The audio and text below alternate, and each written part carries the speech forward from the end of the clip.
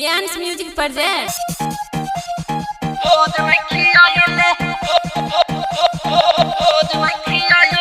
Priyansh recording studio Janakpur Dham Nepal.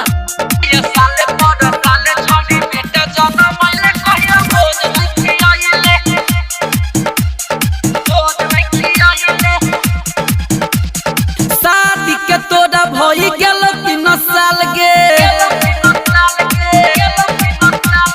ससुरा में जाई के भूलैले हमरा माल गे।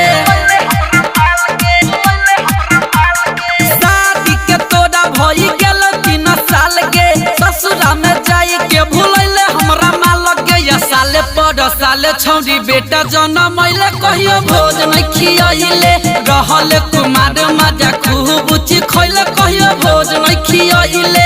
साले पर साले छौरी बेटा जनमैले कहियो भोज नहीं खियाइले। Priyansh recording studio Janakpur Dham Nepal. DJ विकास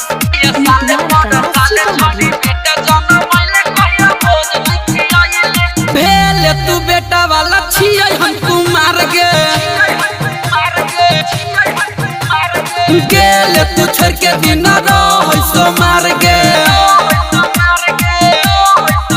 सुन भेले तू बेटा वाला छियै हम कुमार गे, गेले तू छोड़ के दिन रहै सो मार गे। या कथी नाम धइले नई हमारा बतैले कहियो भोज नहीं खियाइले, रहले कुमार मजा खूब खैले कहियो भोज नहीं खियाइले। साले पर साले छौरी बेटा जनमैले कहियो भोज नहीं खियाइले। Priyansh recording studio Janakpur Dham Nepal. DJ विकास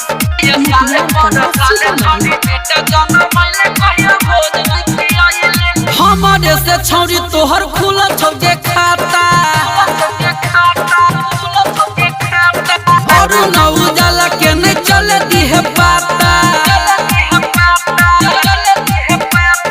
हमारे से छौरी तोहर खुलल छौ खाता, और न उजाला के नहीं चले दिहे पाता। कृष्ण रोहन के छौरी पीछा घुमैले कहियो भोज नहीं खियाइले, रहले कुमार मजा खूब खैले कहियो